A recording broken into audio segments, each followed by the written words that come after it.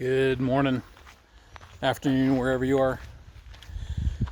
So this morning we're talking about the difference between justice, accountability, fairness, and consequences, and what are the implications for leadership, and what do leaders need to know about how to navigate the differences between those concepts to make their teams more successful, their own leadership more palatable and easier. And we're taking a hike, hitting these weighty concepts while going out to one of my favorite places out here, the Granite Gardens of Prescott. There's the granite up there.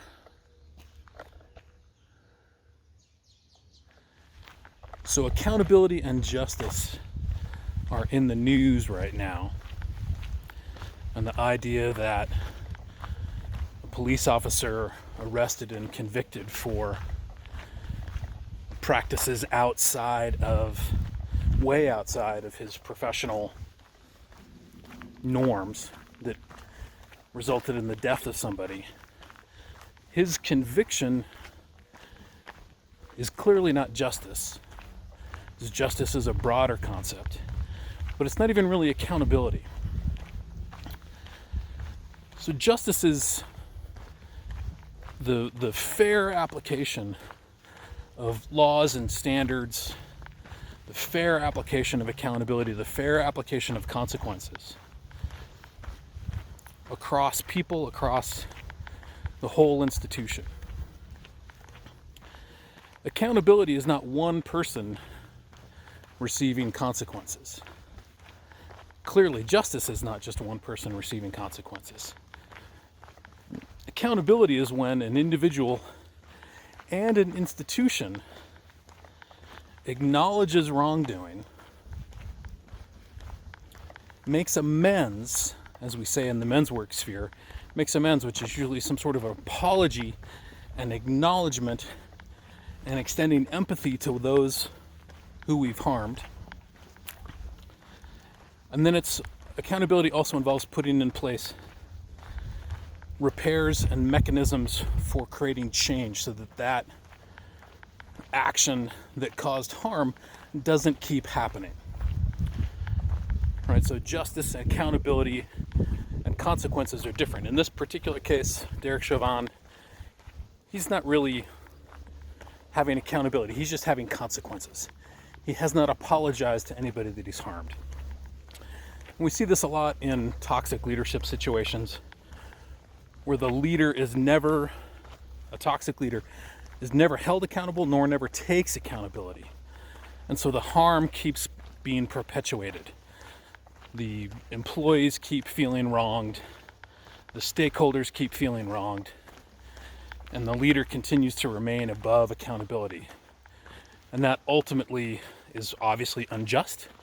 And it's also just bad practice, bad business practice, right? Leaders need to hold themselves and be held accountable. So what does that look like in a leadership situation, not just in a police situation?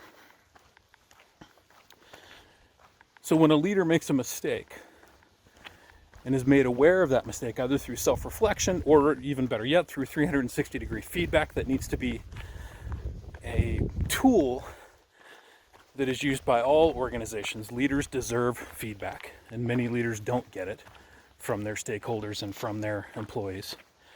So when a leader is made aware of a mistake, again, either through self-reflection or through feedback, that leader should take accountability, should accept accountability, and through a process, again, of self-reflection, asking for even more feedback, find ways to make amends. So the feedback might be you're treating your junior employees with a lack of respect. So the amends might be an apology for that. And then it might be a system by which that stops happening. So a concrete example I know about is my friend Dennis, who wrote the book, The 7 Pillars of an Unbeatable Company, talked about how his employees at a new organization that he was working at told him that they didn't like it when they came into his office and he continued to multitask. He continued to do the work on his desk while supposedly listening to them. He thought that was fine. He felt like he could have multiple streams of work going on at the same time, but his new employees didn't like that.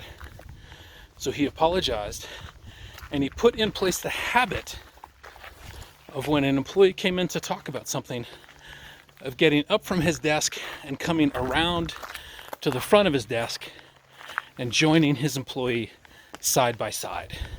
So saying with his body very clearly, I'm here for you, I'm listening to you, we are in this together.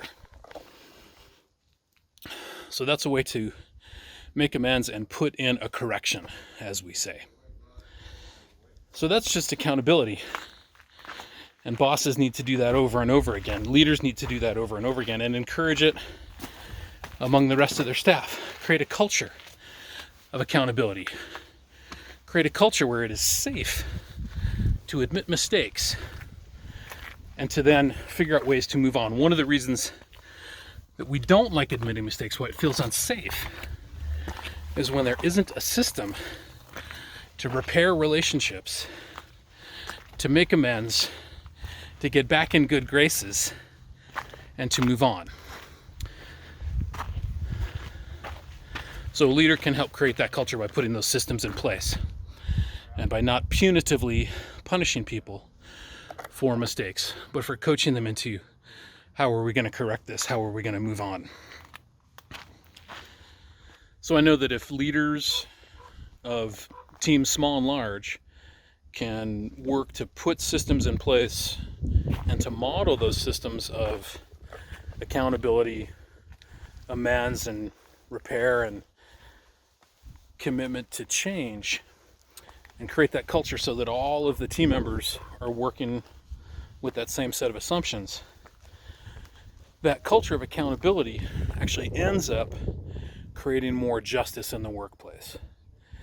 And we know that a more just and equitable workplace is a workplace where employees and team members and stakeholders are engaged and involved. And we know that engagement leads to much more successful outcomes for a team and for the business.